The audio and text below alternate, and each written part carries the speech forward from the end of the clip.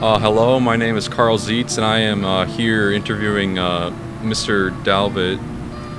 And I'm gonna be interviewing him, ask him a few questions about, because he's a teacher, but behind that, he's also a person, which sometimes, we don't really, understand that much. So my first question is, where did you grow up? Just up the road. Well, we bounced around a lot when I was growing up. So we moved around. I was lived in Goldendale, lived in Vashon Island, but then we settled in Bellingham, so just up the road. Mm-hmm. And I went from kindergarten through college or high school. I graduated from Seaholm and then came back I went to Western at first, and then, long story short, wound up back there for my teaching. And my next question is, where did you go to school? Yeah, so Seaholm High School, graduated from there, and then you mean after high school, like college, or? Generally, what schools did you go to? Yeah. So I wanted to play basketball, and I talked to the coaches at Western. They recruited me as a walk-on, meaning, hey, we'd like you to come out, and we're not going to give you any money. So I was there for 3 years, and then was working really hard and getting better, and not getting the playing time I wanted. So I did an exchange in Germany. I was at a German community college for about a semester, and then when I came back, I went to Edmonds Community College for 1 school year, and then still pursuing basketball. Western was getting better. I wasn't going to get more playing time, so I looked at other schools, and I did my last 2 years at Whitman College in Walla Walla, not Whitworth in Spokane. Mrs. Dalvit did her teaching degree there, but and then after working for a while, I came back to Western for my teaching certificate. Mm-hmm. Okay, and for my next question, why did you choose teaching? What made you come to the decision to teach kids? Yeah, really good question. I mean, a lot of things. First of all, my mom always, when I was growing up, said she thought that I'd be a good teacher. At that time, I wasn't really ready to hear it. School was a struggle for me for definitely through sophomore year. I wasn't a huge fan of school, and I was sure I was going to go play basketball and have that as my job. So I was like, I don't know, Mom. But actually working at a basketball camp at Gonzaga over the summer,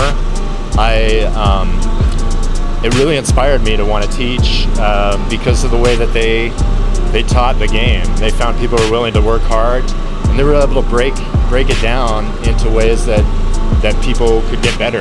And it really inspired me to want to teach. So when I was done chasing my basketball dreams, I went back to school, and actually, while I was sorry, this is kind of rambling, but I got the opportunity to play basketball in Germany, and the first team that I played for after college wasn't able to pay me, so they were like, we need you to get a job.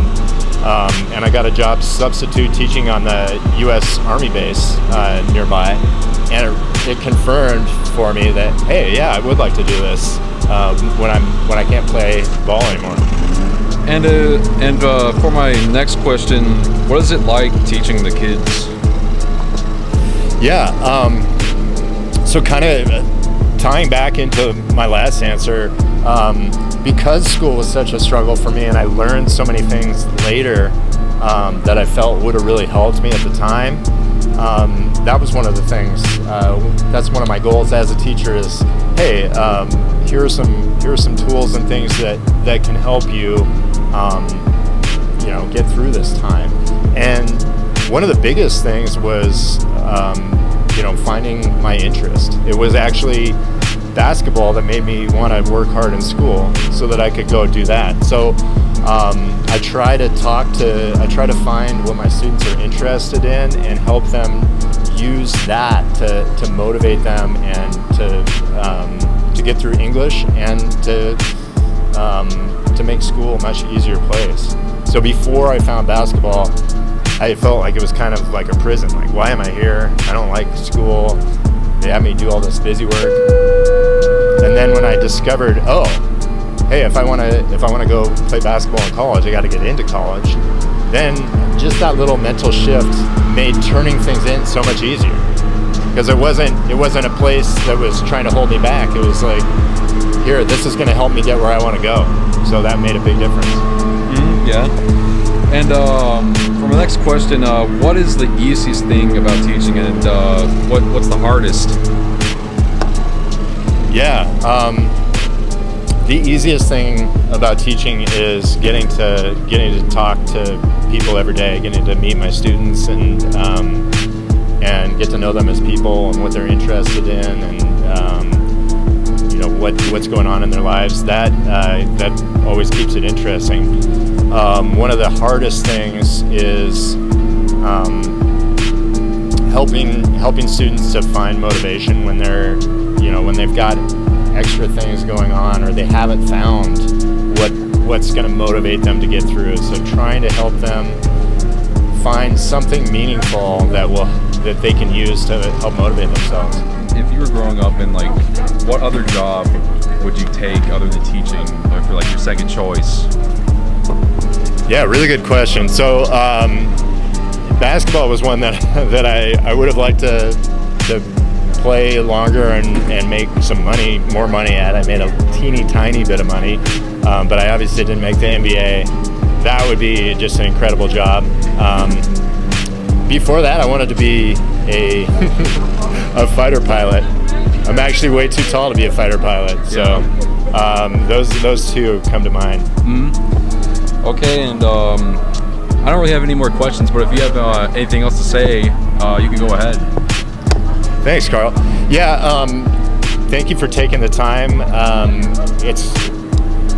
I appreciate interviews like this because it reminds me, hey, why did I get into this? And it also, I think it's helpful for students to see, like, hey, I can't speak for everybody, but I think most of the teachers here are really excited about helping you students get where you want to go. So, thank you. Yeah. So that was me interviewing Kyle Dalvit. He's a good teacher, and Thanks. see you later.